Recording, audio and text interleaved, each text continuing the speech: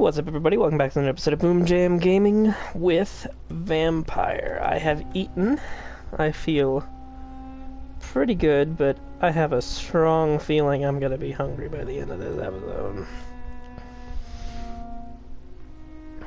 So, you know, we'll see how that goes. But I did eat. Tasted particularly good today.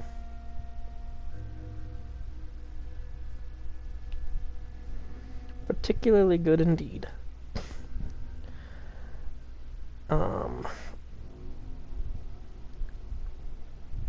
But give me a moment to find myself.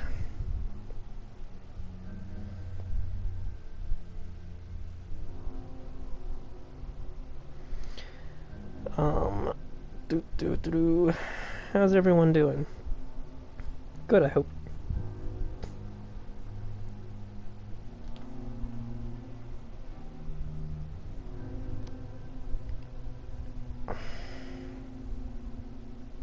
I had some ravioli. It was delicious.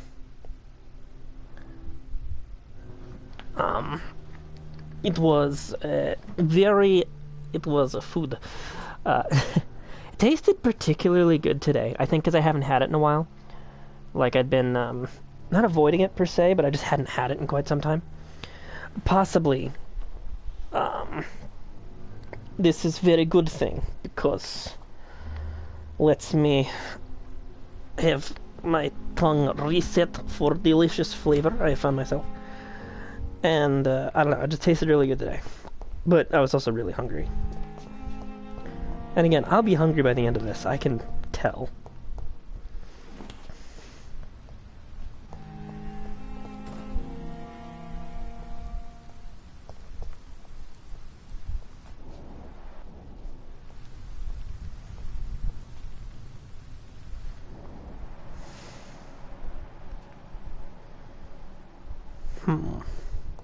It's locked, all right.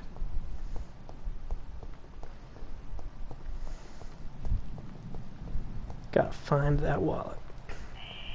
Scowl voices in the garden. I should investigate. If they were to find somebody.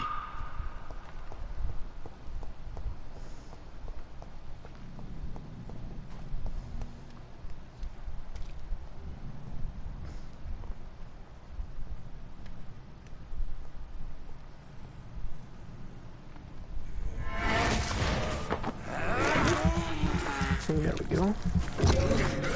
Delicious, delicious skull.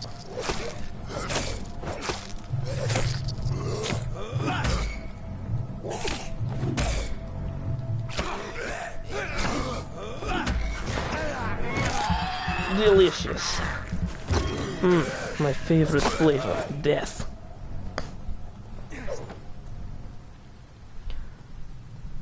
Good thing I don't get blood on my clothes. Hello.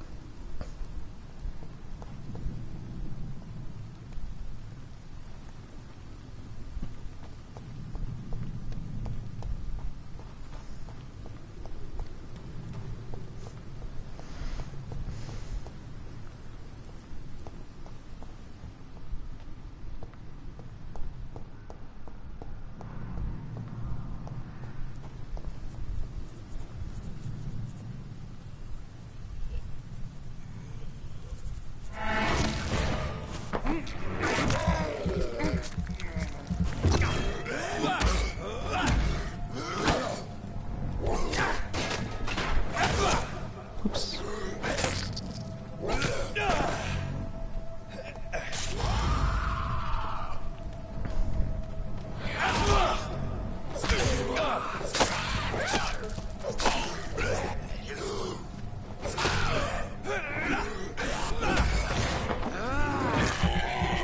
Delicious.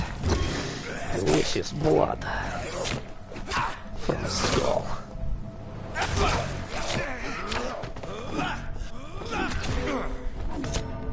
Shit. My beard.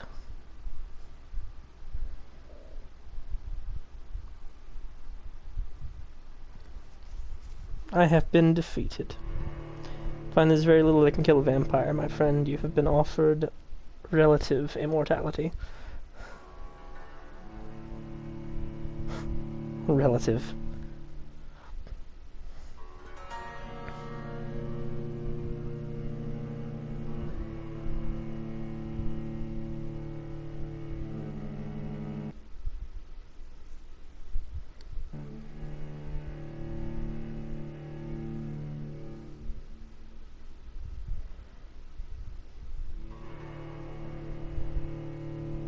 You know what I have in my closet that I need to protect? My collection of Disney VHSs.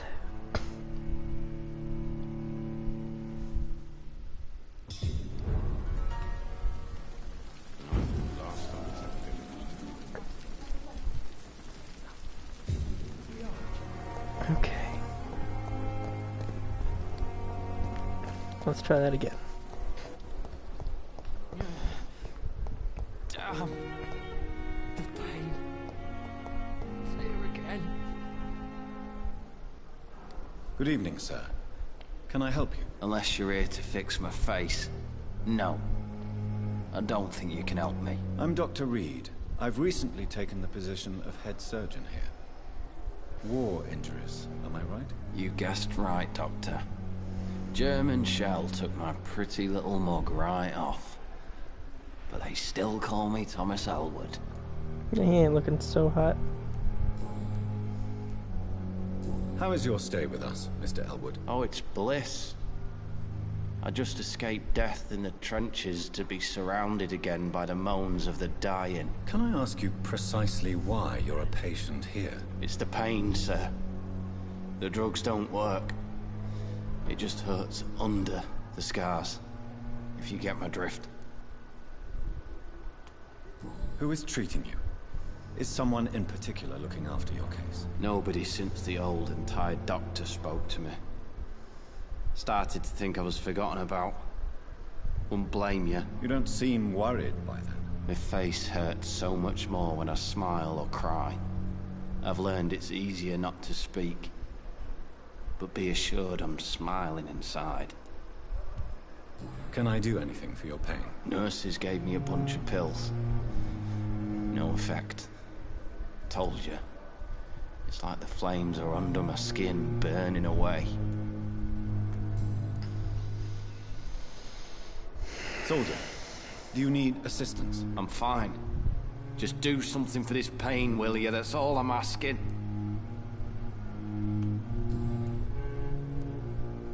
Where were you stationed, sir? Did you serve for long?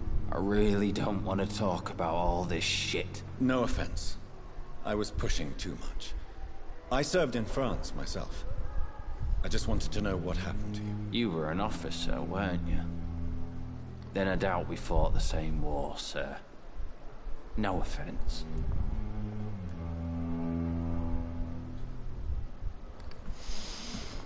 Let's see.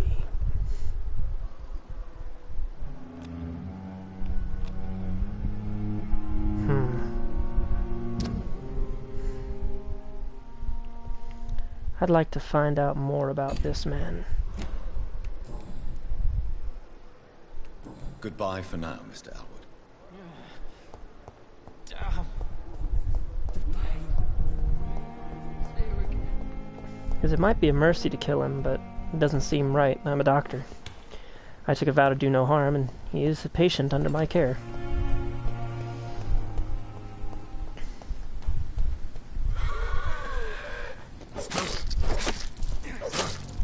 I will. But I've got vampires to deal with.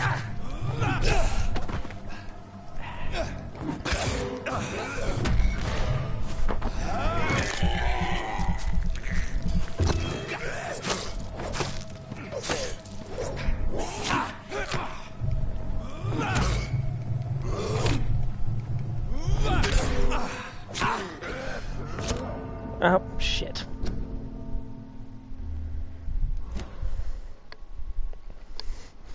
I need to be better at this. I need to be better at using my Healy powers.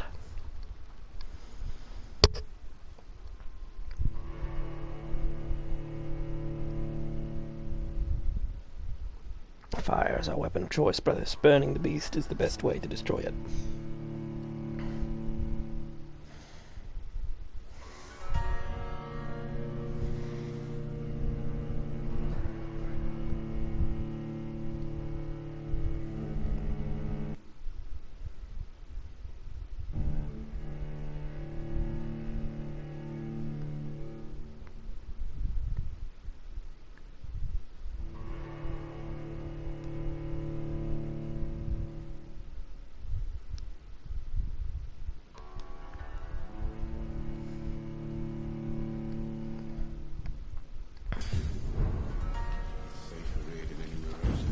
Okay, we're gonna try that again.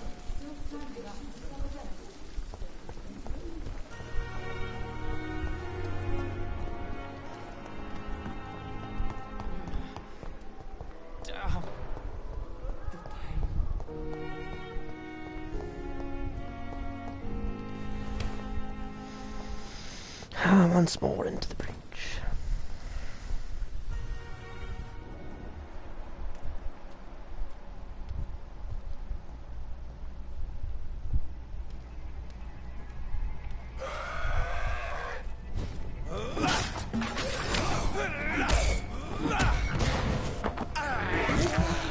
Need me blood back.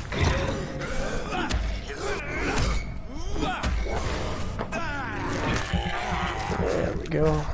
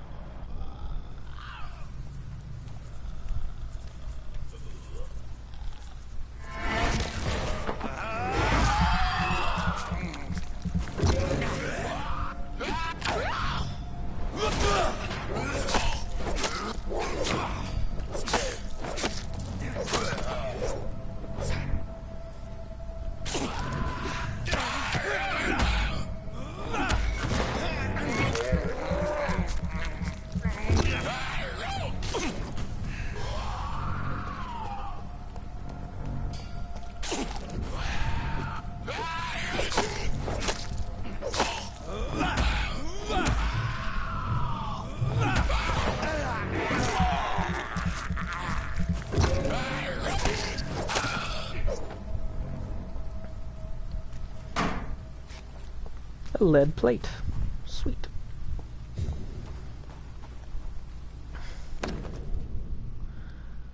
Photography in a wallet. A photograph of a smiling and loving couple with a few words written on the back. Milton and Pippa forever. Aw. That's a really nice photograph. That is. I reckon that's the sort of photograph people don't want to leave. People don't want to lose. That's what I reckon anyway. Milton's. Hello, Milton. We have something of yours, Milton.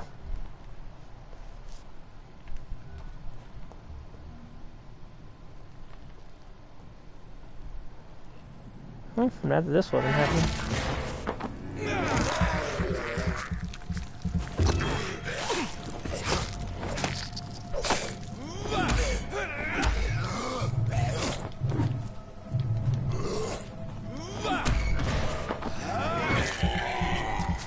And I will heal on my own after that.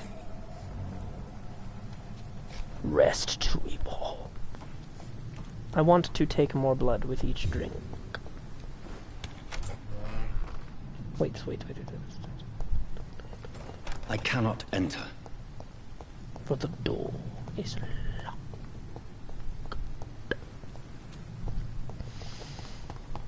Gotta beg you, loving.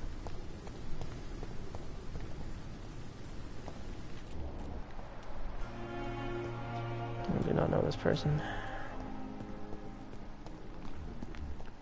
Howdy. Good evening. I'm Dr. Reed. Always a pleasure to meet a colleague, sir. Especially when he was supposedly dead. A colleague? Are you a doctor too? Not anymore, sir. I used to be Dr. Rakesh Chadana. Now, I'm just Mr. Chadana, pawnbroker and humble guardian of this morgue. What do you mean, you used to be a doctor? Was your license revoked? No, sir. It is just that I like to be precise. I run a little pawn shop while taking care of the dead. But I used to be a real doctor.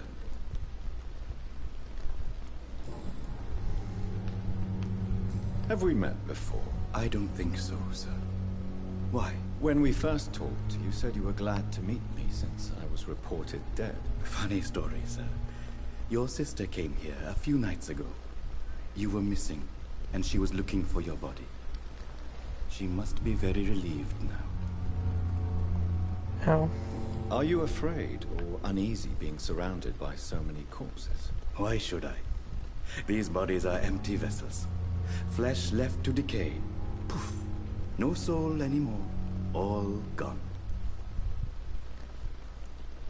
An interesting point of view. And quite an exotic one, too. Most people fear, or at least have a respect, for dead flesh. Sir, as a medic during the war, I learned to face my death and the death of others. It's the pain we have to tame, not death itself. How did you get this job? After I left the army, I worked as an undertaker down by the docks. A dangerous place with many an unpleasant business there. Milton Hooks helped me get a job here.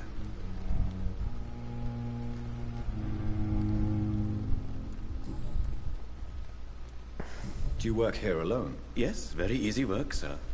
All I have to do is watch a few bodies. The situation was very different when the main morgue was still open.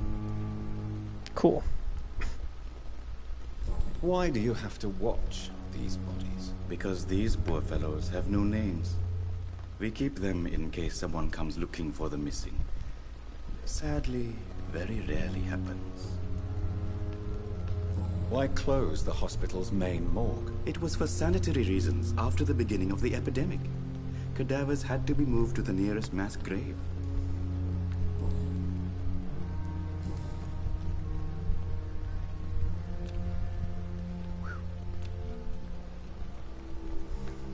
Goodbye, Mr. Chidana.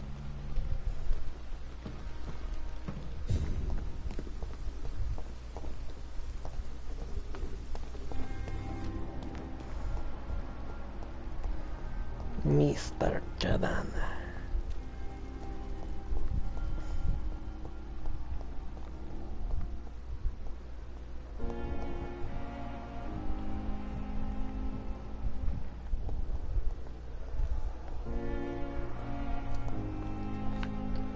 Good evening, miss. I'm Dr. Reed, the new surgeon at the Pembroke Hospital. And who are you? Your name has no meaning to me, mortal. You're nothing but dust blown by the winds of eternity. I beg your pardon. What are you begging for, mortal? My clemency? Well, tonight maybe I'm inclined to mercy. You'll never forget the night you met Thelma Howcroft. You keep calling me mortal.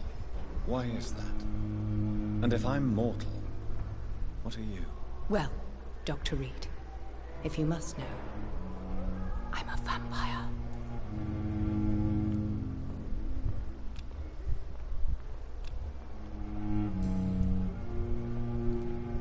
And why do you believe you're a vampire? I don't need to believe anything.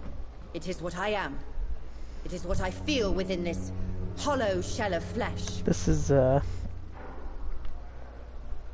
Please, describe to me how you feel. What is it like to be a vampire? I can hear my right. body crumble from the inside as my flesh cracks and fades. I sense the last pulse of postulant blood within my drying veins. I need new blood. I see.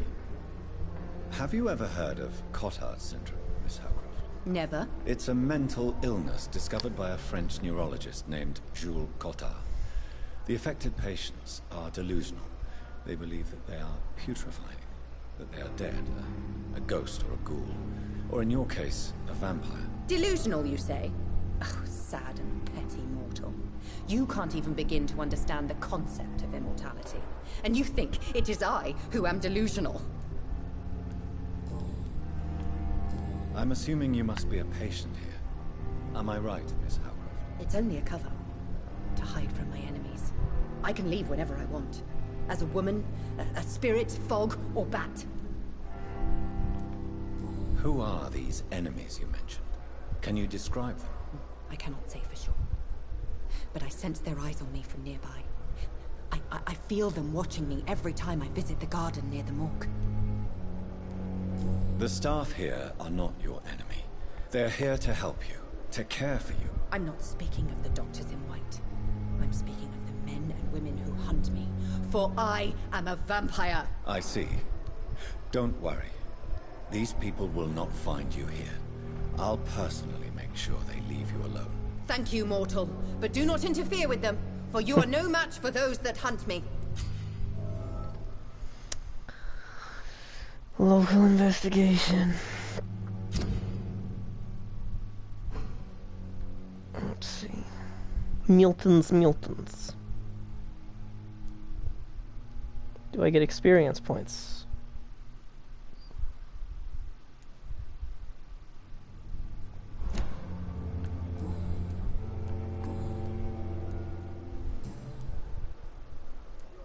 Who are you really, Miss Howcroft? I mean, apart from being a vampire. Is that not enough for you, puny mortal? What do you require? Proof of my powers? I'm curious to know who you were before becoming a vampire. No, it was such a long time ago, I don't remember. Centuries of unholy life can have strange effects on one's minds, you see?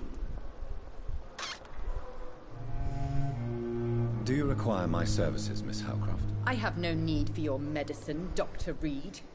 Blood is the only drug I need.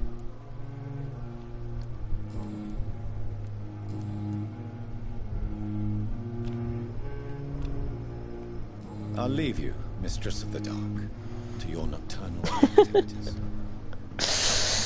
Wow. Must be easy to be patient with someone with delusions of a vampire. When you yourself are a vampire. It's like, how do I gently talk to them?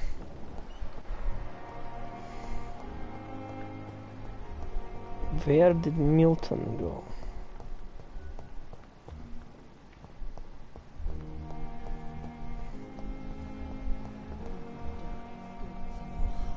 My blood and soul, they belong to you now. The life running in your veins. This dead flesh needs it. Oh, please spare me, Dark Queen. Spare your obedient slave. About the use of garlic and wooden stakes. Dear brothers, I must now draw your attention to a very important point. The use of garlic as a protection against vampires. Let's be crystal clear on the subject. Garlic will never protect you against those creatures. No matter how fresh, how strong, and how smelly, garlic is totally useless as a defense. Can never say enough how damaging the novel of Bram Stoker has been. Yes, of course, population of Slavic countries place garlic cloves in coffins. Yes, of course, inhabitants of Santorini Island hung garlic on their windows. There'd be so much to write about this place, and someday soon I hope to go back to this island to further explore its occult tradition.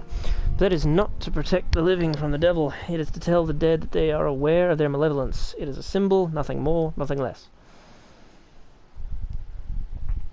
So please, by all means, yes, wear garlic, show garlic, hang garlic, tell the shadows that you are not afraid. But if you are looking for supernatural protection, you will have to search much deeper into the forgotten secrets of the occult tradition, for here is the truth, my fellow brothers. Garlic does not repel vampire, but all fresh plants will hurt them. It's as if their body could not stand the presence of botanical elements. I have seen an enraged Volt flee whacked with a rose. Yes, a simple rose. I witnessed a violent econ fall down and beg for mercy when struck with a wooden stake. I don't know why it's so effective. I'd give my left arm to find the answer to that mystery, but the truth remains nevertheless. Vampires are sensitive to fresh herbs, plants, and wood from facing the shadows. How and why by Usher Talltree, primate of St. Paul.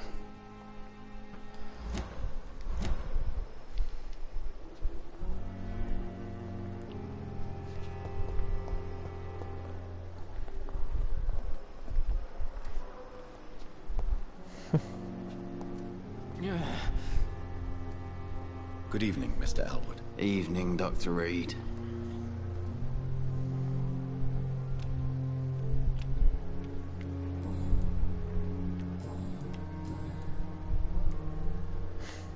How close are you to Miss Horcroft? Are you aware that she thinks she is a vampire? To wait for her next nibble is the best reason to stay here. Every time she approaches my bed, she treats me like something tasty. Kinky. A normal person. Aren't you afraid?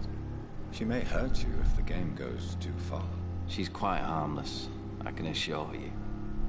Her head's broken inside is all. While I'm busted on the outside. But she's still beautiful. Living proof that there's hope for me.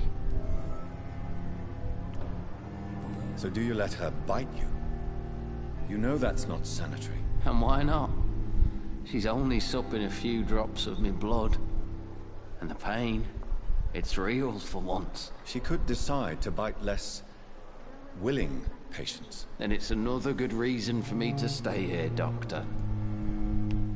You do realize she's mentally disturbed. It's called the Cotard syndrome. She truly believes she's a vampire. In her madness, she never refers to my scars. And frankly, if I could, I'd join her world. It seems much more fun than the real one. Fair enough. Goodbye for now, Mr. Elwood. Hearing disgust on every street corner.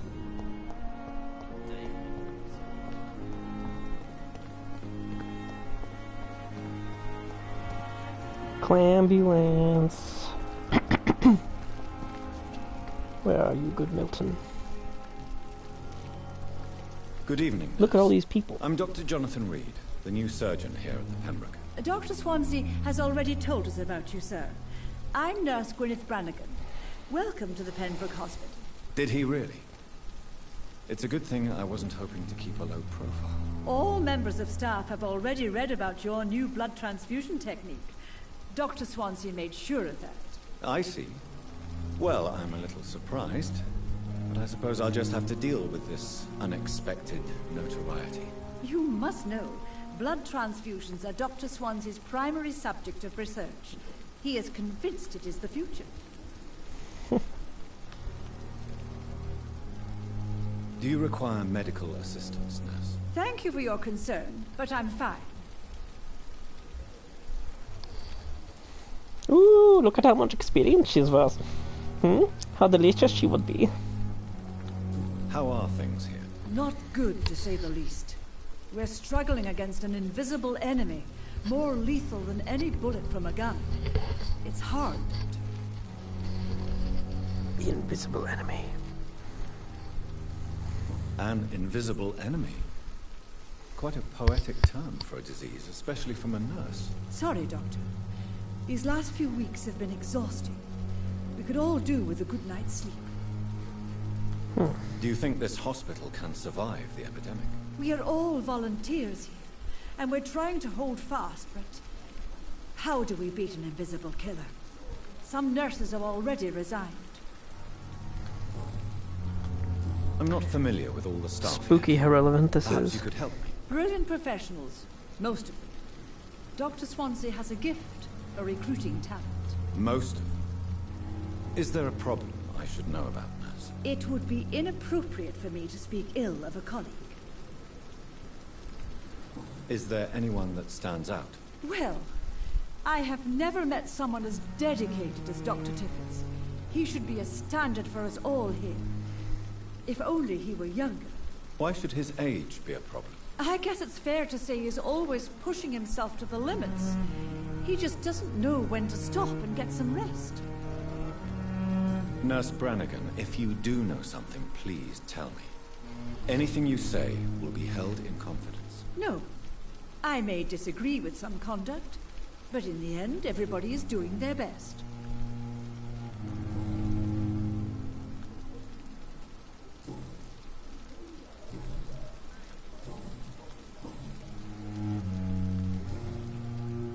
Goodbye, nurse. Call me if you need assistance.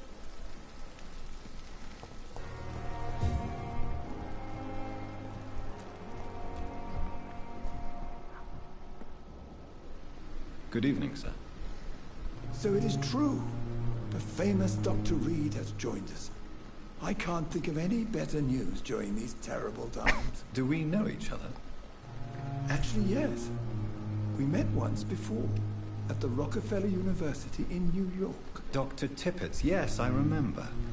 I was assisting Professor Carell in his research about coronary bypasses. He had nothing but praise for you.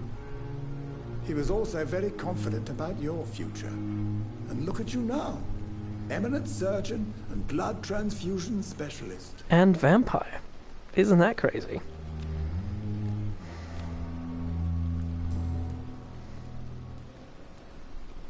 What is the Pembroke Hospital situation? And please, speak freely. This hospital is not exactly the best of London. I'm sure you are used to working in a better environment.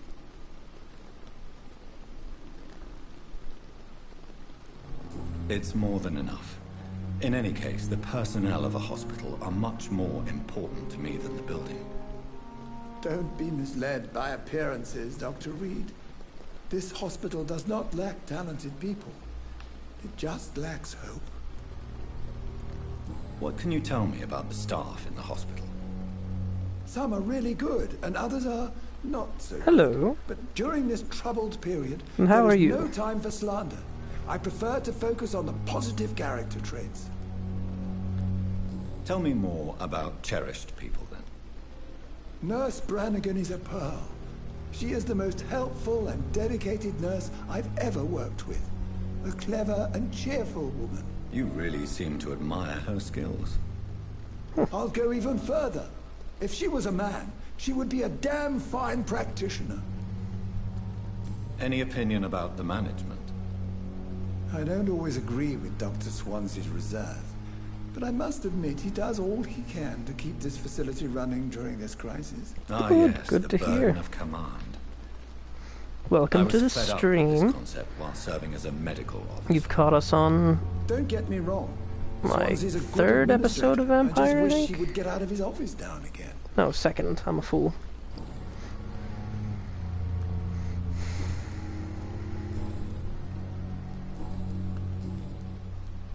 You're exhausting yourself, Corcoran. Maybe you should think about preserving your strength. No, we must keep on healing all those poor souls. We are the last rampart before chaos. Once more unto the breach. What a guy. Nurse Brannigan is worried about you, Doctor. She should not have told you that. I will have a word with her. You don't have to blame her for her honesty. I'm not that kind of man, my dear Jonathan. Actually, Nurse Brannigan's opinion is the only one I may listen to. Goodbye, Dr. Tippett. Just for now.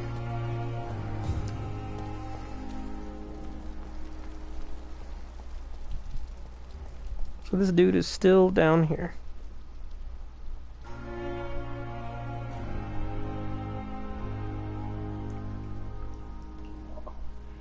What happened?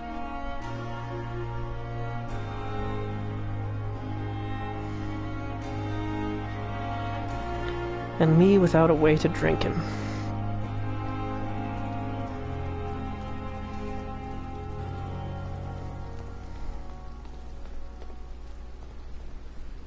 I love the music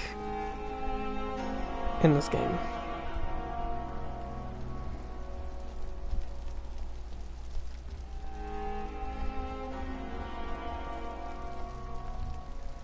Fucking Milton, there you are, Jesus. Good evening, Milton. Good evening, Doctor. Still trying to save lives?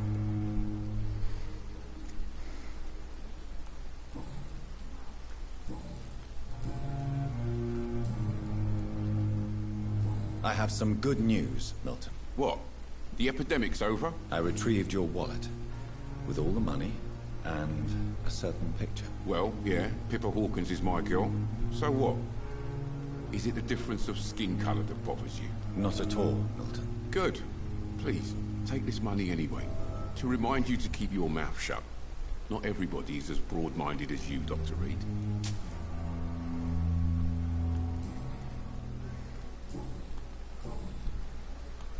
What's going on between you and Nurse Hawkins? Pippa's tired. Tired of all this shit. Tired of all those corpses piling up. She's as depressed as I am. During the war, I witnessed a few couples just like you come together in difficult circumstances. It can be very damaging. Maybe you're right. But we support each other. And that's all that matters. You do realize you could both get fired. Hospital staff are not meant to have intimate relationships with one another. Come on, Tell that to Dr. Grey's Reed. Anatomy. Do you know how many rules are broken in this hospital every day just to keep it running? There's nothing wrong with what we're doing. I agree. Do you need any medical help, Milton? I'm fine, Doc. Physically, at least. But I would give everything to be in a better place right now.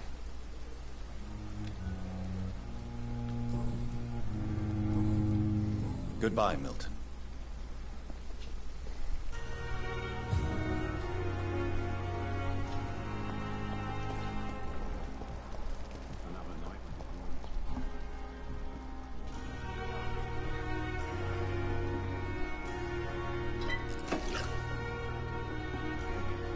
Good evening, Doctor. Glass vials.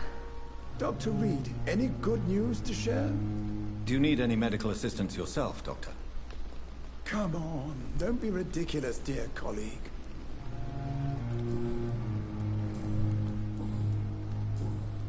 Goodbye, Dr. Tippett.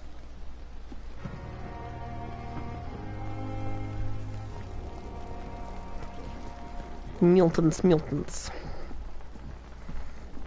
It's the nurse. Good evening, Nurse Brannigan. Good evening, Doctor.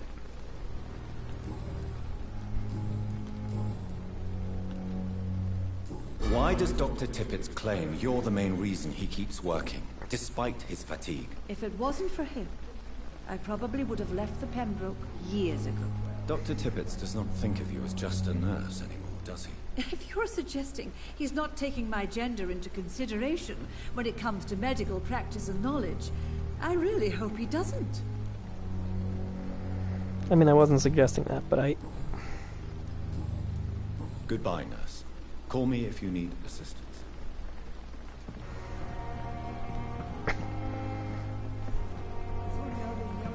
A dozen years or so.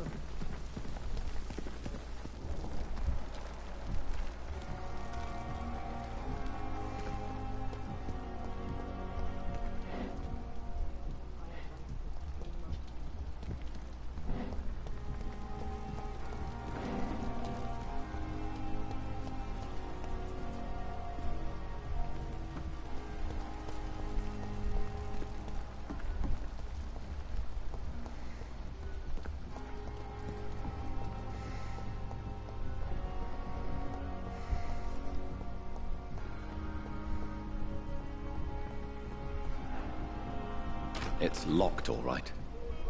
Not anymore, it's not.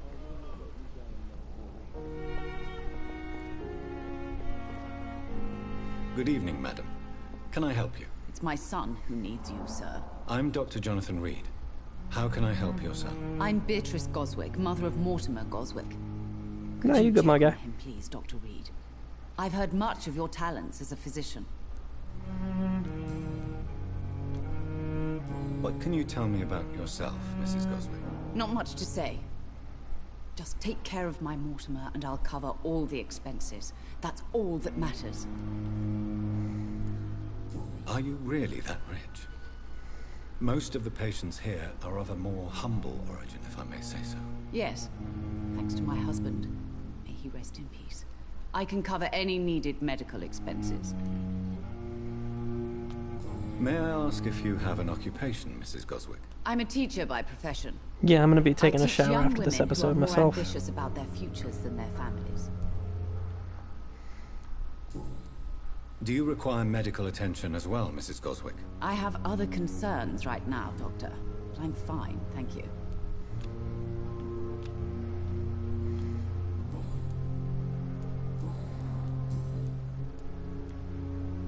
What do you think of your reception here?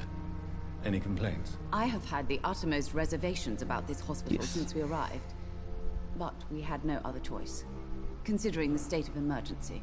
Is there something in particular that's bothering you? Some of the staff were not especially welcoming. I suspect they're not accustomed to dealing with patients of such social standing. Tell me more about your arrival at the Pembroke Hospital. What gave you such a bad first impression? The ambulance driver was quite rude, for a start.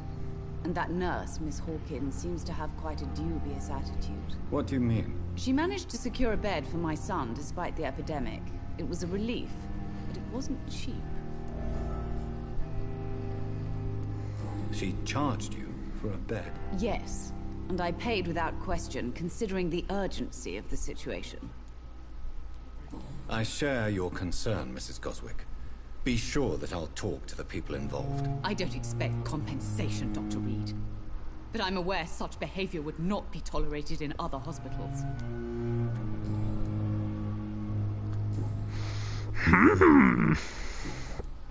Goodbye, Mrs. Goswick. Talk to your son, I must. Eat him, I will. Food he is. Good evening. I'm Dr. Reed. Can I help at all? No. Really? Why are you here, then? I don't want to talk. My throat hurts too much. I suppose that this pain is the reason you're here. Is someone taking care of you? Yes. And no. Could you at least tell me your name, sir? Mortimer. Mortimer Goswick. Do you need any help? I'm afraid I may, sir. I don't mean to be a burden.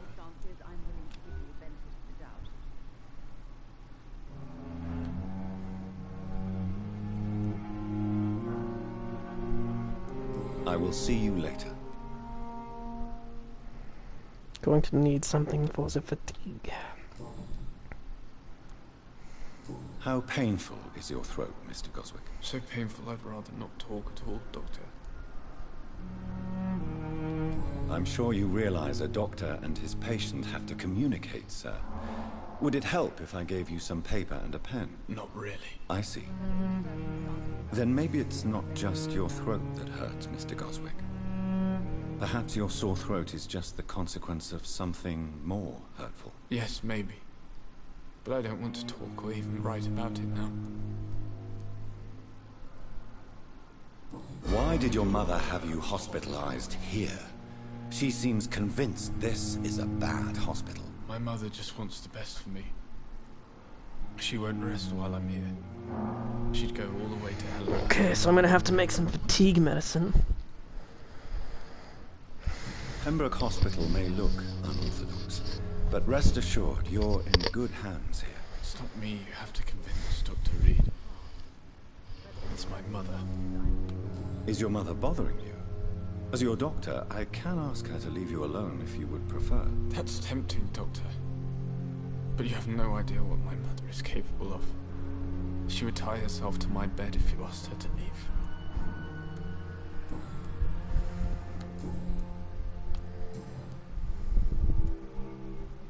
Tell me about yourself, Mr. Goswick. I don't want to talk, Doctor.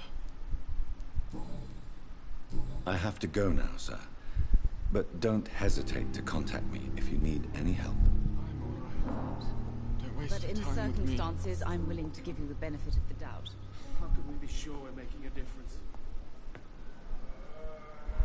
You always knew the words to calm the children, Ellen. As for What me, can I do for you, Doctor? Thank you, Nurse Crane. Good evening, sir. Doctor. But that kid is, if you like the book, he's got fatigue. never could keep anything from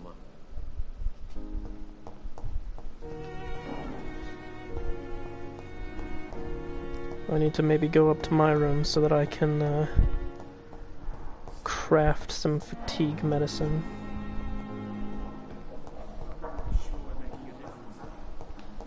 Thelma Howcroft said she was being watched by vampire hunters. Where are they hiding? I should investigate.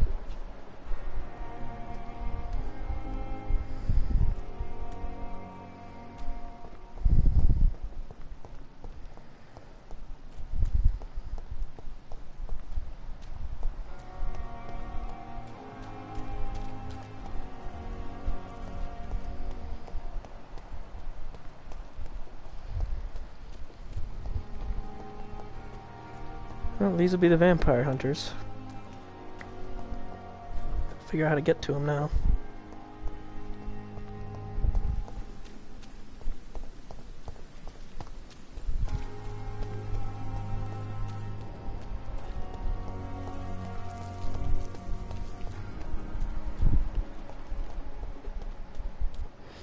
Gentlemen, I believe you're watching my hospital. One of my patients has seen you.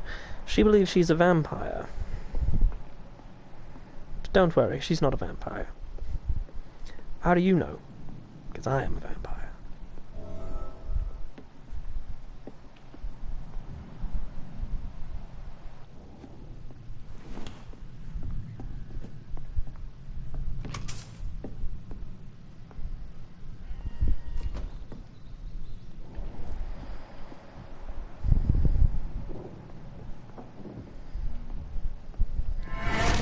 Over there! There's one of them filthy!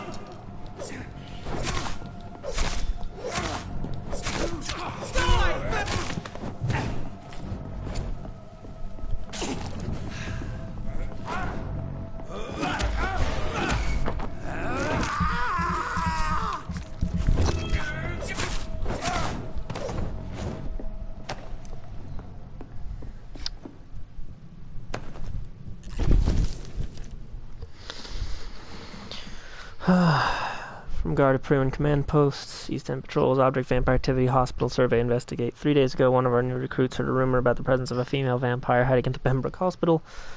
All we have is her first name, Thelma. To discreetly go there and observe any suspicious activity concerning said leech. Report it directly back to us, and we will decide what action should be taken.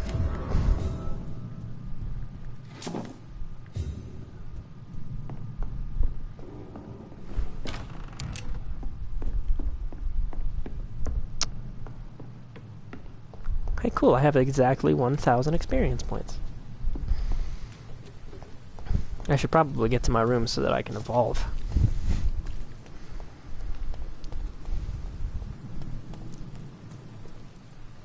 What I need to see is if I can increase my mesmerization.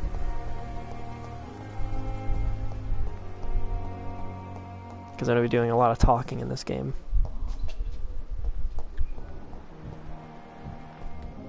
Alright, who the fuck are you? Sir. I'm Dr. Reed. I believe we're going to be colleagues. Reed? Yes, I've been informed about your arrival. I'm Waverly Ackroyd. Welcome aboard, I suppose. Does my arrival inconvenience you in some way, Dr. Ackroyd? Let us just say that I don't particularly share Dr. Swansea's enthusiasm for hiring you. What we need here are reliable professionals, not overrated dabblers. Excuse the fuck out of me. I will fucking kill you. If you have a problem with me, Dr. Ackroyd, please feel free to tell me. Dr. Swansea has imposed your presence on this hospital without asking anyone's advice. The benefit of his position. But I don't agree with it. I know we've never met before, but I believe this hospital could use all the help it can get. You will agree with that, I'm sure. Oh, but I have heard about you, Dr. Reed. Of course, you can't say the same about me, since I have not wasted my time courting the press.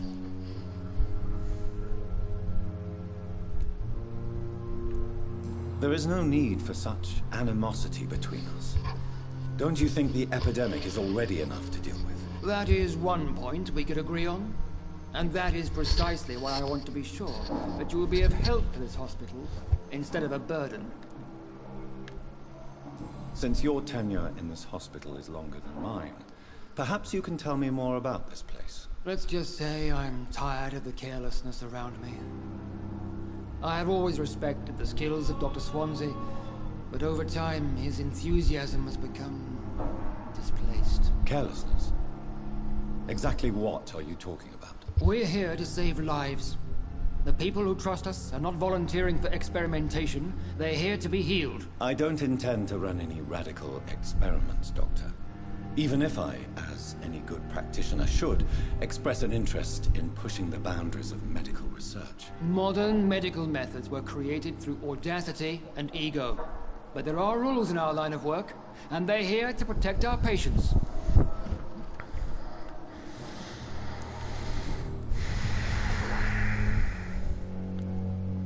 I don't know what you've heard about me, but I have already proved my value as a practitioner. I don't question your skills, Dr. Reed, but your motive. Is it money, fame, or are you truly dedicated? And what exactly is that supposed to mean? I served in the war just like you. But unlike you, I did not use the wounded to play the modern sorcerer. Be careful what you insinuate, Dr. Ackroyd. I only want you to admit you used those men to improve your theories.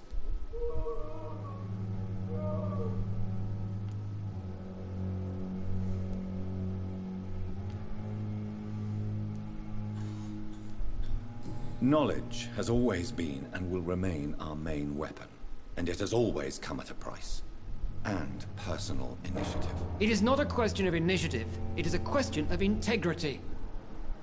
These men and women have put their faith in us, Dr. Reed.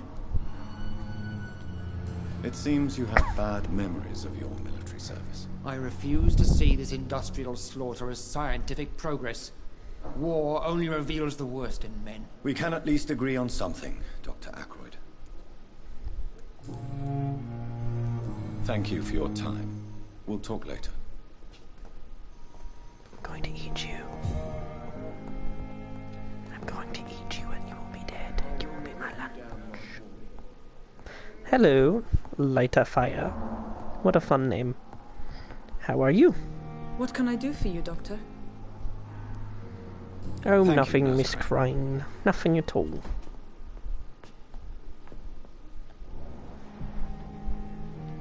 Good evening, Doctor. I believe we're going to be working together. Dr. Reed. Dr. Swansea informed us of your arrival, but I could not dare to believe we'd have such good fortune. Such an honor, sir. Thank you. And you are? I am Thoreau Strickland, Dr. Thoreau Strickland. I'm a great admirer of your work, Dr. Reed. What? Please, could you tell me something about yourself? I'm a great admirer of your work concerning blood transfusion, Dr. Reed. I run my own experiments. I'm convinced it's the future. What made you choose to be a doctor? I'm not ashamed to admit you and your work have inspired It's me. limited open I am world. honored to have the opportunity to It's work by your like side. there are districts to be in. It's always a pleasure to share scientific and medical knowledge with someone eager to When learn. you're in a district, it's sort I'll of be open glad to world help you if I in the can. moment. This epidemic may be the century's But most it's like- terrible disaster, but I'm convinced that we, don't know. as doctors, are the only ones able to They, defeat the developers themselves described it as a semi-open world. I based my technique on my mentor's research. He helped me perfect my method. What is yours? I'd rather not talk about it. For now, it's just theories and first approach. My process is purely experimental and unsuccessful. As long as you're cautious and methodical, you may remain empty-handed, but you won't fail. You're not the first one to warn me, but I am convinced knowledge is the main weapon against the ravages of this epidemic. That's what I said. What do you think of Dr. Ackroyd's aversion to modern medical methods? It's a shame he's so narrow-minded. Dr. Swansea taught me that science is about exploring uncharted territory. I'm convinced that's true. With the influenza and all that's going on, you should put your differences aside, don't you think? Why is it so difficult to work together? I believe that if Dr. Ackroyd had been the one to discover the transfusion process, he would be the first to recommend its use. So you believe it's just a question of jealousy and pride? Dr. Ackroyd is as proud as he is blinded by his obsolete concept of medical science. What can you tell me about the pendant? Doctor drama. This is what I'm playing a game called Vampyr for. Love With it. your arrival, I can't think of a better opportunity to learn about blood transfusion. You seem quite optimistic. It's a rare and precious attitude in these difficult times. I'm convinced that this epidemic is a test of endurance and dedication for us men of science. Questions remain about our capacity to resolve the situation. True. Last summer, during the first wave of the epidemic, I used to joke with Milton about the extra work. We're not smiling now. Do you need help with anything in particular? Well, yes, maybe. I'm waiting for a batch of products I ordered for my personal research. Yet my supplier seems to have vanished. Do you want me to play the errand boy for you? Oh no, Dr. Reed. But if you went personally to his shop, what with your reputation and all, he wouldn't dare to refuse the products I need. I see. Well, give me the address, for I may pass by if I have time.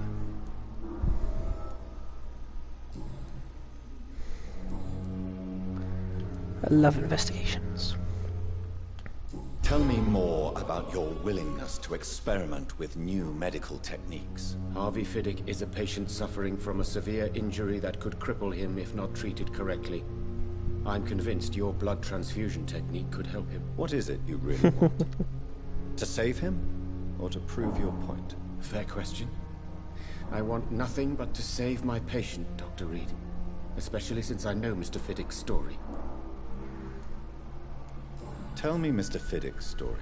Our first diagnosis was compromised because Mr. Fiddick lied to us about the real origin of his injury. He first claimed it was an accident. But why would he hide such crucial information from us? Because he is a proud father, ashamed of putting his children at risk because of his own negligence. This personal involvement. Yes, don't forget to like stream, please. It helps with analytics. You must know that a good surgeon must remain neutral. I agree. But that does not excuse Dr. Aykroyd's behavior. A man who did not even take time to converse with his patient. Do you think keeping his distance was a mistake? All I know is that I'm taking care of human beings with desires, hopes, and fears. Not some biological machine comprised of blood, bones, and flesh.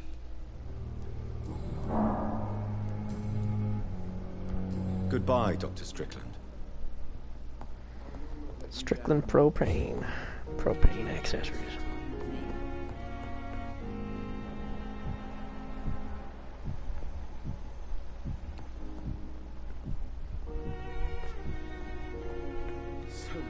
Good evening, sir.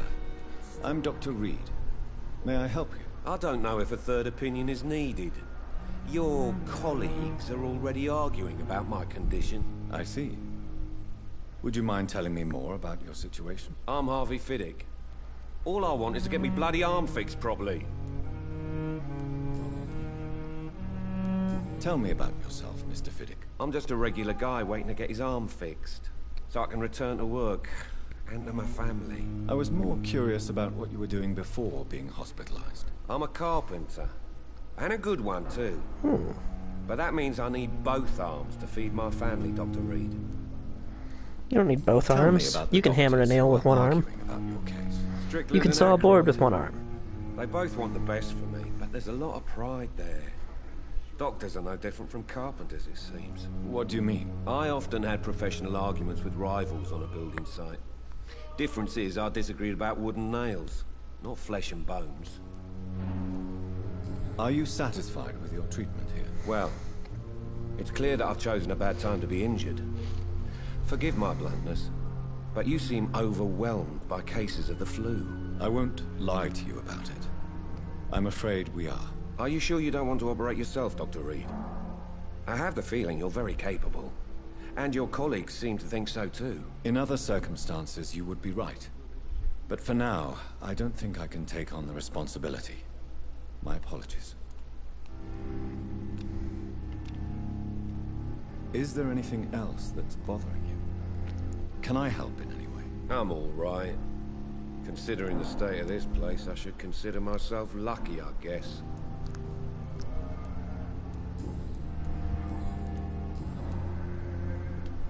Tell me about your injury, Harvey. Why do you feel so guilty about it? My wife died because of me. And now I may lose everything because I've been careless enough to hurt myself. What an arsehole. How could your job be responsible for your wife's death? I was working a double. She went out to bring me a hot meal and got caught in a German bomb raid. Oh my God. You can't That's hold terrible. yourself responsible for your injury, Mr. Fiddick. Unless you tried to hurt yourself. Of course I didn't hurt myself. But I can't work until my arm is fixed. My children need to eat, Doctor. Tell me more about the death of your wife, Harvey. 1915. I was in the army. Building workshops for the Royal Flying Corps. Helen was happy I wasn't sent to the front. What happened? The Germans sent Zeppelins to bomb the construction site, but they missed their target. My wife was bringing my dinner when the bombs fell. Oh, wow. I'm sorry for your loss. So many died during the bombings.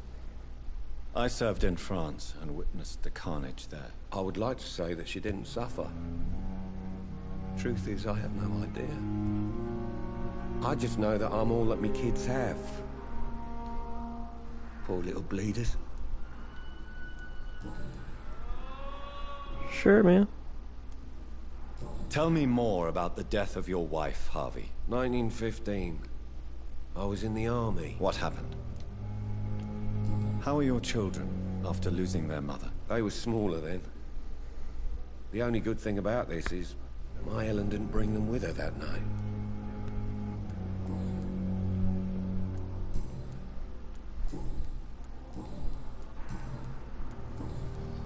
Goodbye for now, Mr. Fiddick. I'll see you later. Reads me like a book. I never could keep anything from her. So many thing.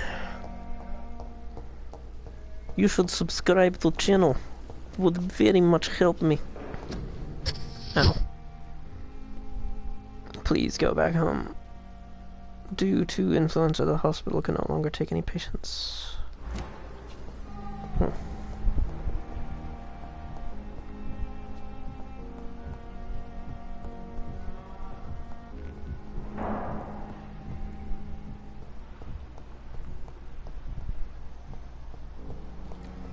Hello, Pippa. Good evening, nurse. Good evening, Doctor. I don't think we've been introduced yet. My name is Pippa Hawkins. And I'm Dr. Jonathan Reed. Dr. Swansea has recently offered me a position in this hospital. Well, it's a euphemism that your help will be appreciated, Doctor.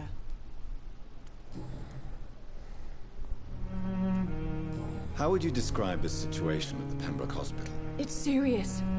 The flu is wreaking havoc amongst the staff and patients. We are running out of everything. You must get a hold of yourself, nurse. Sorry, I'm exhausted. No one has any idea when this epidemic will be over. Nurse Hawkins, the Spanish flu won't last forever. Even the Black Plague didn't kill everyone. I wish I could believe you. But what if this epidemic was worse? What if in the end, nobody was spared? Oh, Canada. How long have you been a nurse? Well, long enough to see that the epidemic is winning. And no matter how qualified you are, don't tell me you'll change that.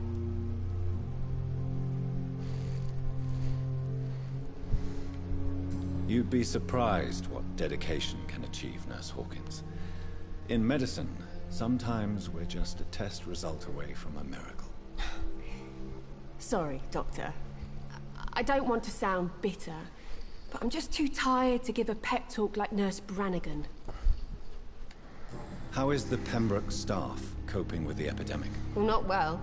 Milton, the ambulance driver, is even more grumpy than usual, especially concerning doctors. Why is Milton grumpy on a daily basis? Is it just an act? Milton's not the kind of man who's bothered about a bad reputation, whether he deserved it or not. Why does Milton dislike doctors? I don't know. Just ask him. But be warned, Milton is not the chatty type. I can make him talk. Pepper, I know you're very close to Milton Hooks. Yes, Milton Hooks is my man. If you want to report me for that, just feel free, Doctor. I have no intention of reporting you, Nurse Hawkins. But are you aware of the risks? The rules say I won't be allowed to work as a nurse anymore. But here at the Pembroke, we break rules all the time. Is he worth the risk? Hey, I'm no perfect woman, and Milton is not the finest bloke. But we do our best to get by. That's all any of us can hope for nowadays. Oh, that's very sweet. Do you need medical help yourself, nurse? I'm fine, really. I just need to sleep.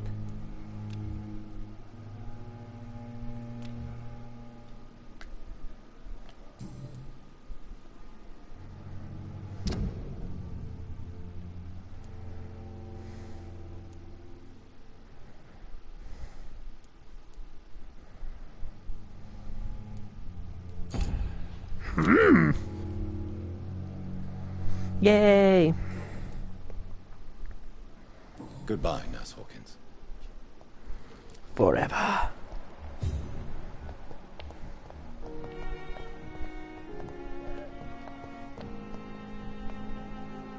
Good evening, Miss Howcroft. How are you tonight? I need blood, Doctor. Warm, rich, vibrant blood.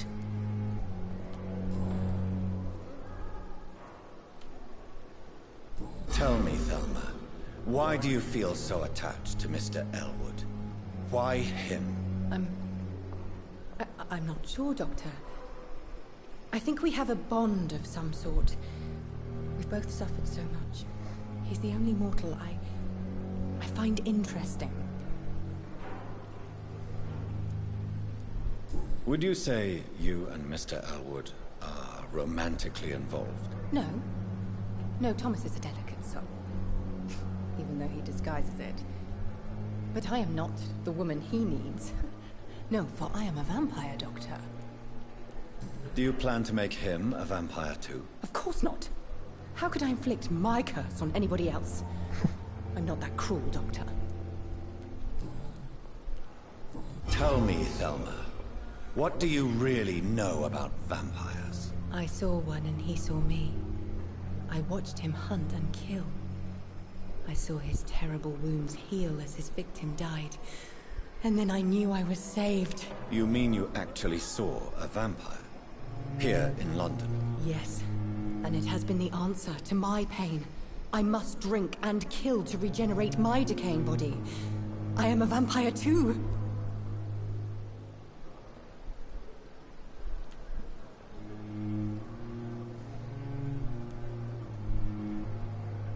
No. You are deluded. You think you crave blood, but you have no physical need for it. You have no idea what that is like. But what am I feeling? It cannot only be in my head. I know my flesh is rotting. I feel it. It disgusts me.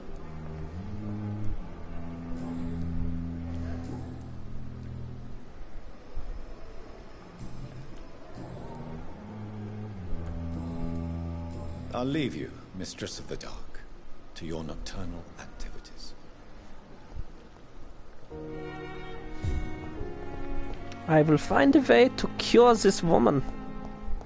I must find a way. This poor, poor woman.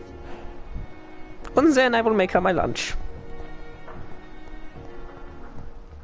As soon as she is not my patient anymore, she will be good for eating. For you see, we must do no harm. However...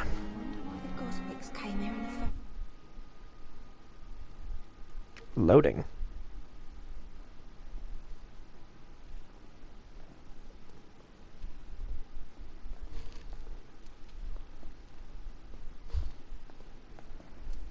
Good evening, Mr. Elwood. There's a holiday weekend. Dr. Reed.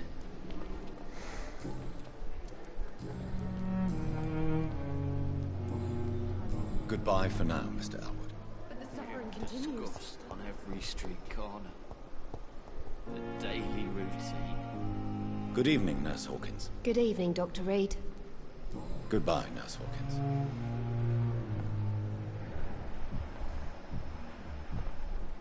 I wish I could... Good evening, Mr. Hampton. How do you feel? Dr. Oh, Reed, is it? cool.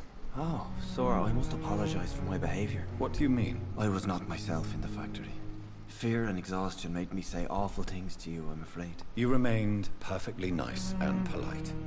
A little delirious, perhaps. But who wouldn't be after enduring an abduction? Thank you, Doctor. That's a relief. Now all I need to do is rest and return to my flock. How did you end up in William Bishop's den? I had received alarming news about his recent behavior. I went to his place and he refused to let me go. Why did he abduct you? William was an alcoholic. His addiction suddenly changed to blood. I don't know why. Just like a patient I met here. This Miss Hawcroft. You dared to enter this awful place alone. You're a hero, Mr. Hampton. Or a fool. I'm just a man trying to help his friends, Dr. Reed. William Bishop was a conflicted soul, searching for light. What is the general situation in the East End docks? The situation has always been tough, with a lot of tensions between the gangs and the dockers' trade union. The Wet Boot Boys are very nervous since they lost their leader. Who leads the gang now? Since Clay Cox went missing, it's his wife Edwina who runs the show, with the assistance of her minion, Booth Digby. Ah, Clay Cox.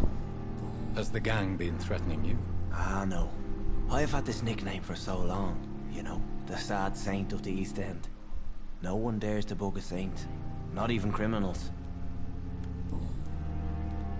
Do you know So Clay Tom Cox was Watts, a gang the bartender leader. from the Turtle? Maybe I should have killed him. I met him before I found you in the canning factory. Tom? Yes, of course. Always the helping hand, good old Tom. Without men like him, corruption and despair would have wiped out the East End long ago. People are still in despair. How could it be otherwise? The authorities have left us all to rot in this contagious nightmare. No drugs, no advice, nothing. It's a damn shame.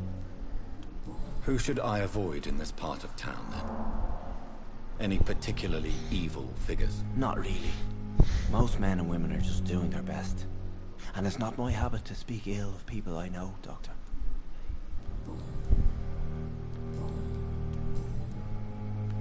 What do you do for a living, Mr. Hampton? I can't help but notice the cross around your neck. I manage a night asylum for the poor and homeless of the docks. And I try to guide the lost and hesitant on the right path to our Lord. Are you a priest, Mr. Hampton? A deacon, maybe? Not at all, Doctor. I'm just a man of faith willing to preach the good word. Why didn't you use your cross against William Bishop? To repel him somehow? That's a very strange question, Doctor. A cross is no magical token, if that's what you were trying to say. Not mine, anyway. How do you feel, Mr. Hampton? Medically speaking, I mean. I feel exhausted. Beyond exhaustion, actually. William drank so much of my blood in his madness. I feel empty. You're in good hands here. Dr. Swansea is well versed in blood transfusion, and I'm sure he'll take the best care of you. Thank you, sir. I believe all I need is rest. And then I can go back to the people who need me. Have you made friends since you arrived? Not really, but I recognize Miss Harriet Jones. I knew her when she lived by the docks. That poor woman had such a miserable life. You never came to see her here at Pembroke? Receiving visits when sick can be an important part of the healing process, you know. We're not just bodies. You're preaching to the converted now, Doctor. To be truly honest, I thought she was dead. She left the docks many months ago. Goodbye, Mr. Hampton. We'll talk again later.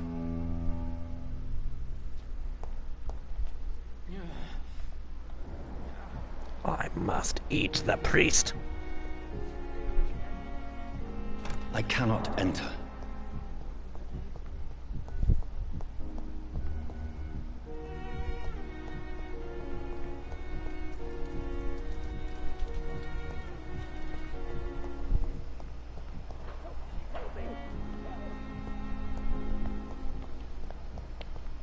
Okay.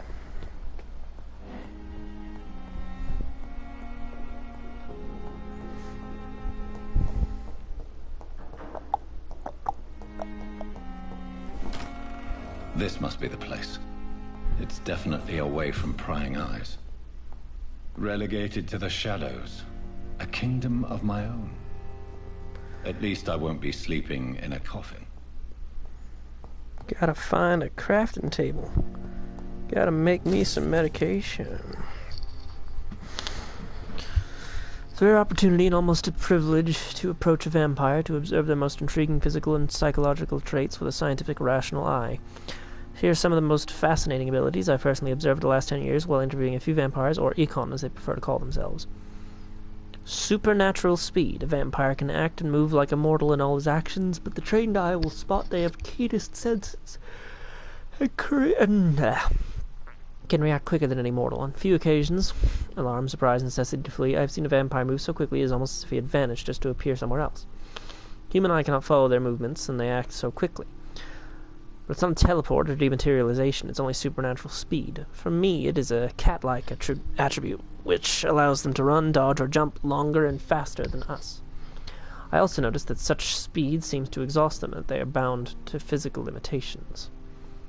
Mesmerism. One of the most powerful abilities a vampire can employ is the capacity to force a mortal to obey them. I call this trait mesmerism, but it has nothing to do with the mortal ability to alter a subject's mental state. A vampire can bend a mortal to their will and can even break a mind. A vampire interviewed even told me the more a subject tries to resist, the more permanent the damage will be, as if the vampire could literally fracture the target's psyche. The same vampire explained to me that this ability required time to master, and that the result could vary widely from one subject to another. Implant a false memory, erase a painful one. Possibilities are endless and frightening.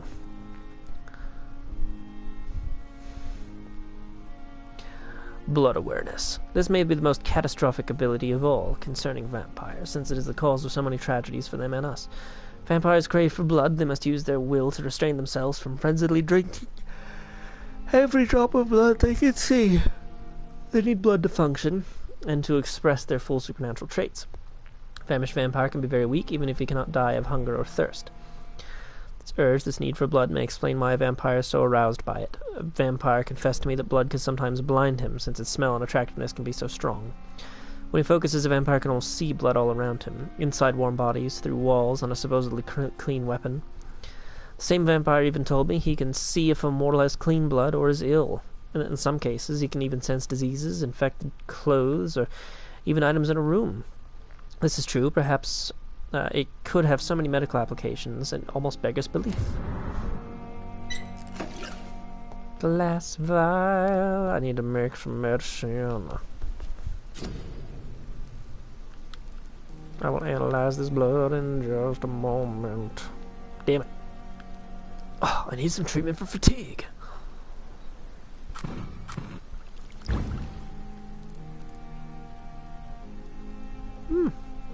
Fascinating. William Bishop's blood is much more unstable than human blood and shows extensive mutation. But this is not what happened to me. I must keep on searching. The sun is about to rise. I can feel it. I'll continue tomorrow night. Jonathan asked Nurse Crane to secure an office for you on the second floor. Please forgive the austere decoration of a Pembroke hospital is not exactly the Ritz. Sorry to let you discover your office alone, but I need to sleep a little before going back to work. I'm a mere mortal after all. Also have quarters left you rest, and the staff are never to enter your room. You'll be able to sleep all day without being disturbed, work at night without raising any suspicion. I'm afraid the place is quite messy, but you'll be able to conduct your experiments here at your own pace. You'll also notice there is an open window with a scaffolding, allow you to enter or exit the hospital without being noticed. Imagine how awfully new and disturbing this all must be to you. Believe me, I have studied enough of your species.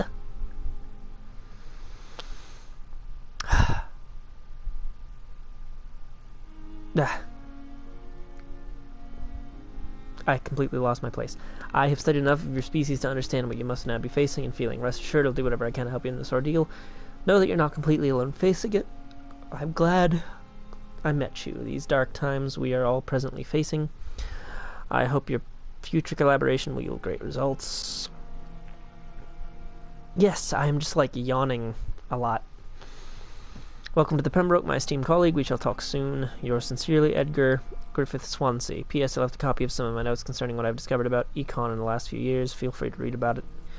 Guidance, blah, blah, blah. I have so much time now. Time. The flower's dying. It needs water. Then water it. I am BoomJam. Me.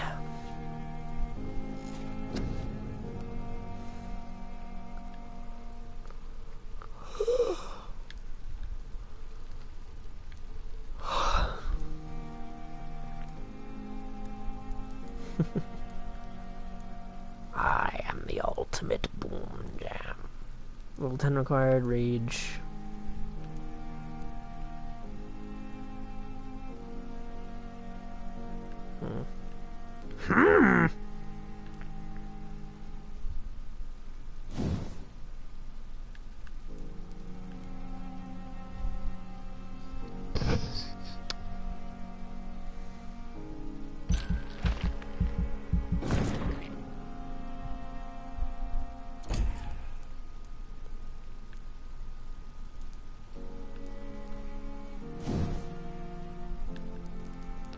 I am definitely from the US, yes.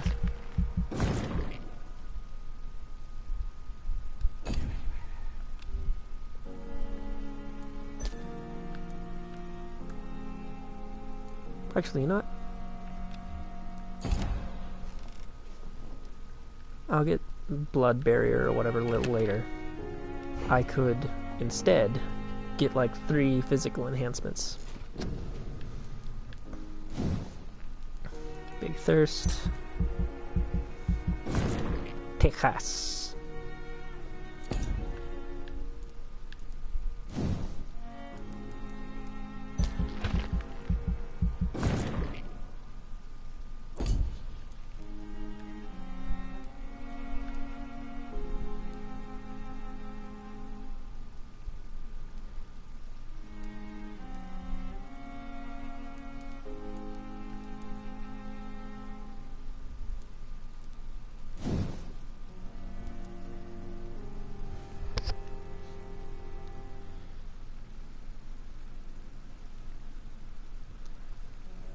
Oh, that would be awesome. Let's do that. Stealth powers.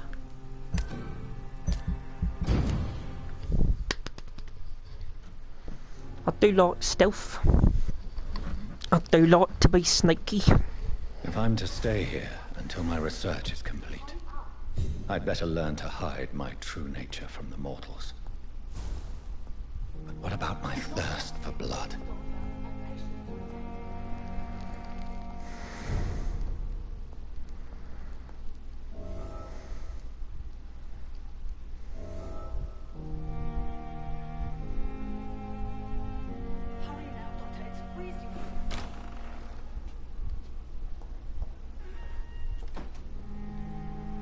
Yes, Nurse Crane? How can I help you? I'm so sorry. I know Dr. Swansea wanted you to rest, but we have somewhat of a crisis. A crisis, you say? Our supply of antiseptics is nearly depleted. I was hoping there was another box up here, but...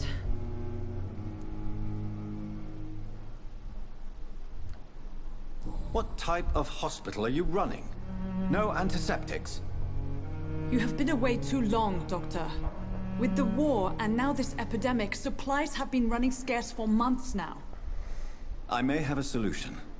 In France, during the war, drugs shortage was a daily problem, and we had to use our wits to overcome the shortages. However do you mean? If combined correctly, certain household chemical products can be used in a pinch instead. Now, where's the hospital storeroom? The storeroom? Fat chance. This is the Pembroke, and space is luxury we don't have. Everything used to be stored in the old morgue. Perhaps I should look there first. Where is this morgue? It's the large building behind the hospital. You'll need to go in the back door because it's been sealed off for sanitary reasons. Take this key. It opens a small back entrance at the end of a narrow street. The abandoned morgue behind the hospital. A small door at the end of a narrow street. On my way then. Thank you, nurse. Pip pip, jolly good scones and all that what?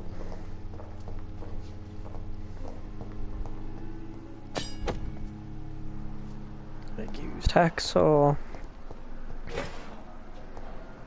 A small bottle, a bottle of cheap gin.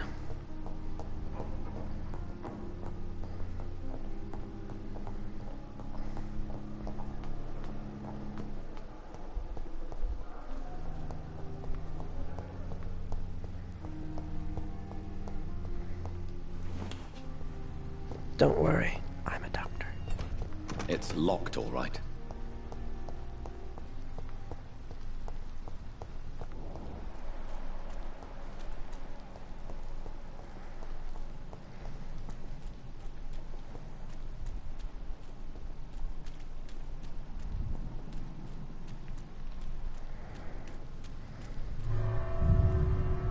I was right. I am already hungry. I ate right before starting this episode. Then here I am an hour and a half later. Hungry again.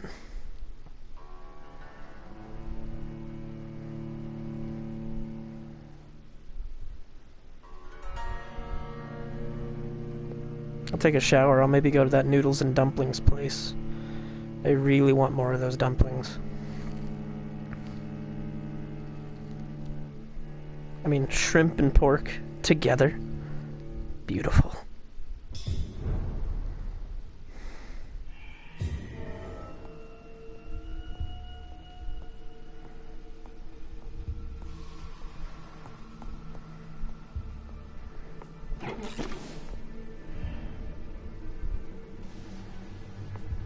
We can do that.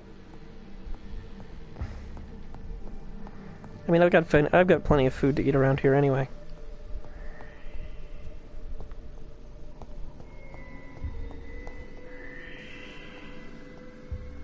Remind me what today is? Saturday?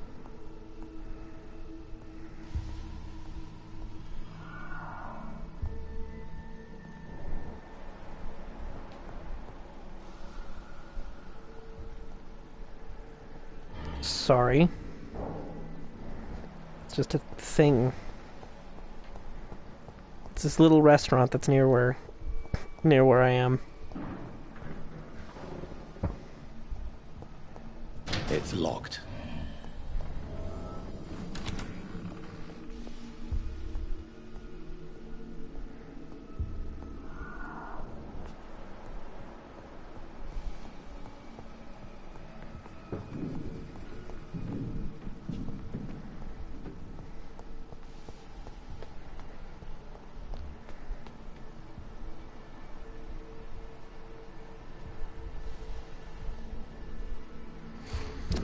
Let's see.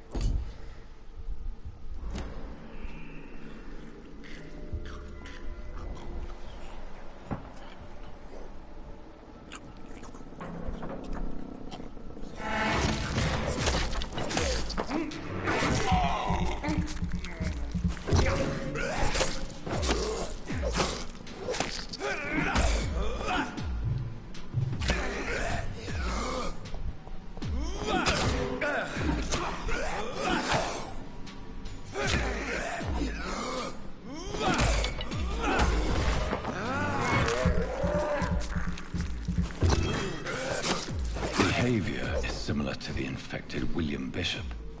Must be the same strain. This sickness moves faster than influenza.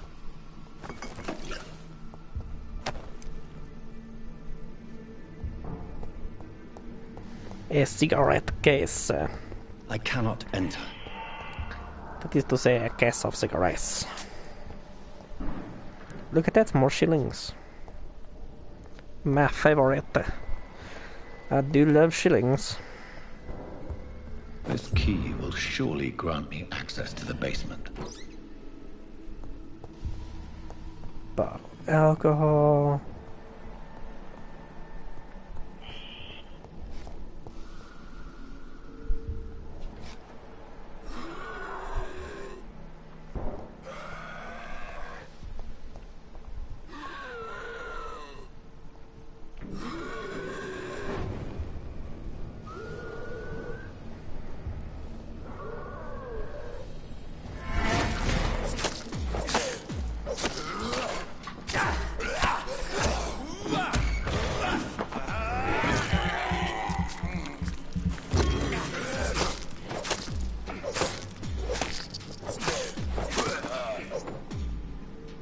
There we go.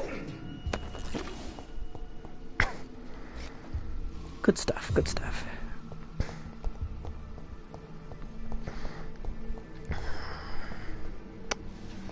See, the thing is, I am a medical professional. I know a thing or two about how the body works.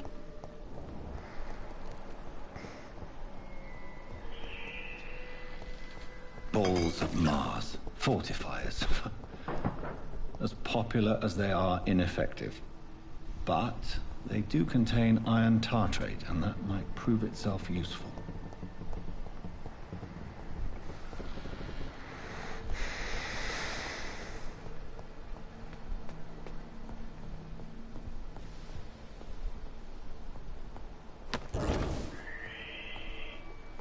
Watery-rich blood sample.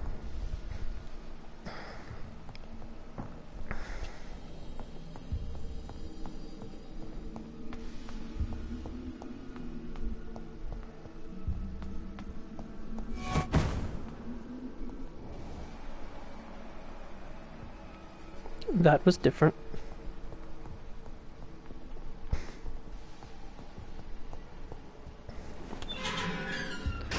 Some sort of teleporty vampire.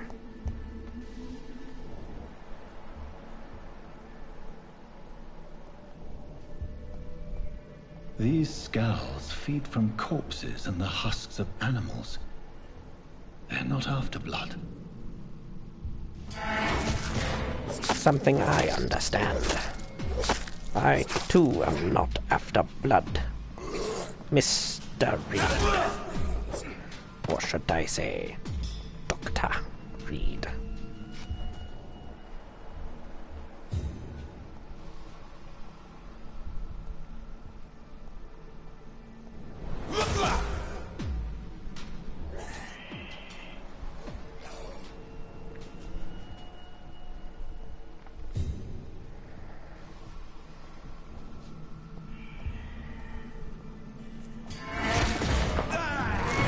Delicious vampire flesh.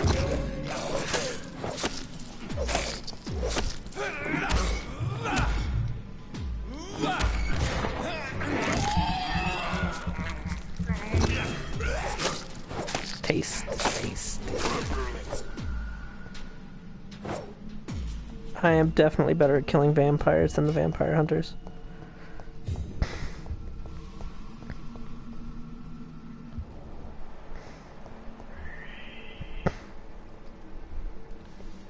As an example, every vampire hunter that's come up against me has died. Whereas only a couple of these have killed me, so... And I have otherwise killed I've still ultimately killed every single one I've seen, so...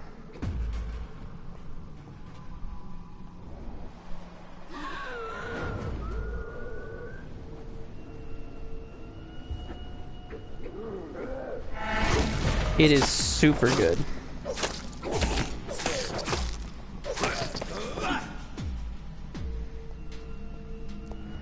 It is an excellent combo.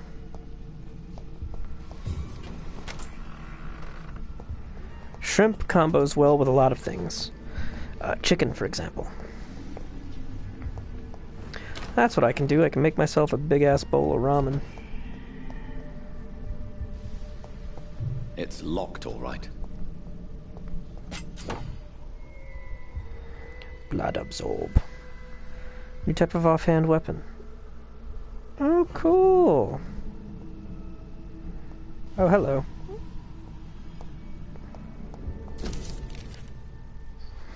Officer Pembroke Hospital Medical Examiner. The Decedent Samuel Connor. Caucasoid. Probable cause of death, fast-progressing pneumonia by virus-induced pulmonary consolidation, Spanish influenza. Examination attendees, Dr. Corin Tibbetts, Nurse Gwyneth Brannigan.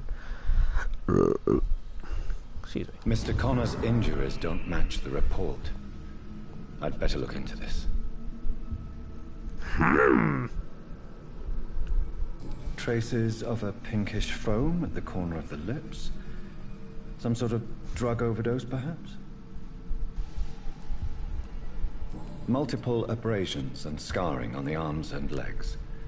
Old and distinctive injuries of a sailor or a fisherman. The chest was originally opened to perform the operation, The sutures are clean, but the chest has been reopened. A puncture over the left lung, possibly a chest tube insertion. Not the cleanest work, but I think it was successful. Signs of internal bleeding. So, Dr. Tippett's anesthetics were incorrectly dosed, causing the patient's death. And then, he tried to operate on him again. Tippett has made an egregious error. It's time we talked. Tippets!